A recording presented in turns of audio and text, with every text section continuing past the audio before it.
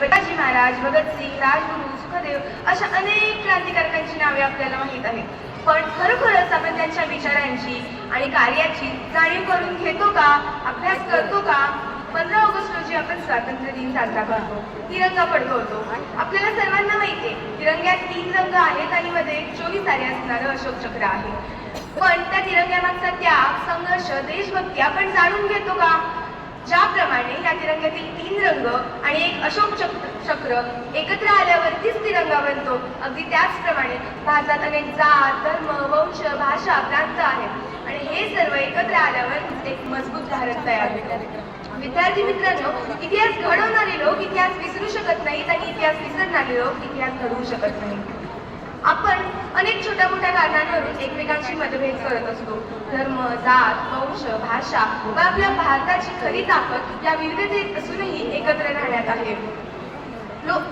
महात्मा गांधीजींनी आपल्याला सत्याचा आणि अहिंसेचा मार्ग दाखवला. छत्रपती शिवाजी महाराजांनी स्वराज्याचा आणि कल्याणकारी जनतेचा आदर्श दिला. तसेच अनेक ज्ञात अज्ञात स्वातंत्र्य सैनिकांनी आपल्या देशासाठी आपले सर्वस्व अर्पण केले. म्हणूनच आजची आपली लढाई कोणत्याही धर्माविरुद्ध किंवा कोणत्याही व्यक्तीविरुद्ध नाही. आजची आपली लढाई आहे अन्यायाविरुद्ध, अज्ञानाविरुद्ध, भ्रष्टाचाराविरुद्ध आणि प्रत्येक वाईट विचाराविरुद्ध. कारण बंदुकीतून येणारी गोळी देशाचे रक्षण करते, तर प्रत्येक भारतीयाच्या मनात त्याच्या भारताबद्दल असलेला आदर हे एका भविष्याचे रक्षण करत असते. विद्यार्थी मित्रांनो, आकाशात उंच भरारी घेणाऱ्या पक्षाला सुद्धा उडायला शिकावं लागतं. पण त्यात तेच पाखरू जर खाली पडत असेल ना, तर त्याचे पंखच त्याचे आधार असतात. ते नेहमी लक्षात ठेवा. आपण आपल्या जीवनात यशाचं उंच शिखर जरी गाठले ना, तरी ज्या शिक्षकांनी, आई वडिलांनी आपल्याला आधार दिलाय ते आपली शिडी असतात त्या उंच शिखरापर्यंत पोहोचवण्याची. त्यांना कधी तुच्छ लेखू नका, त्यांना कधी लाज मारू नका. आपल्या मातीचा, संस्कृतीचा कायम आधार ठेवा.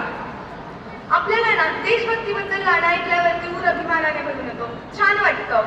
पण आताच काय, मेरे देश की धरती, त्याच्यामध्ये उंदराची धरती मात्र म्यावना करती, ही आजची परिस्थिती. अरे, देशाच्या सीमेवर उभा असलेला सैनिक आपल्या छाताडावर गोळ्या झेलतो आणि आपण फक्त व्हॉट्सअपवर 3 रंग असणारा तिरंग्याचा फोटो ठेवून देशभक्ती संपवणार आहोत का? नाही. आपण त्यांच्याप्रमाणे देशासाठी त्याग जरी करू शकत नसलो तरी लहानांपासून वृद्धांपर्यंत प्रत्येकाचा आदर राखणे, आपल्या जीवनात एक यशस्वी नागरिक बनणे, जबाबदार नागरिक बनणे, रस्त्यावर दिसलेला कचरा उचलणे, अशा छोट्या मोठ्या गोष्टींमधून देखील आपण आपली देशसेवा दाखवून देऊ शकतो.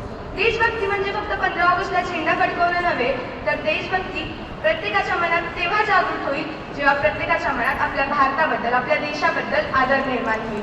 शेवटी जाता जाता एवढेच म्हणते, शिरावर ज्याच्या हिमालयाचा ताज आहे, शिरावर ज्याच्या हिमालयाचा ताज आहे, प्रत्येक भारतीयाच्या हृदयात ज्याचे राज्य आहे, प्रत्येक भारतीयाच्या हृदयात ज्याचे राज्य आहे, संपूर्ण राष्ट्रात ज्याचा आवाज आहे, संपूर्ण राष्ट्रात ज्याचा आवाज आहे, अभिमानाने सांगते भारत माझा देश आहे, अभिमानाने सांगते भारत माझा देश आहे.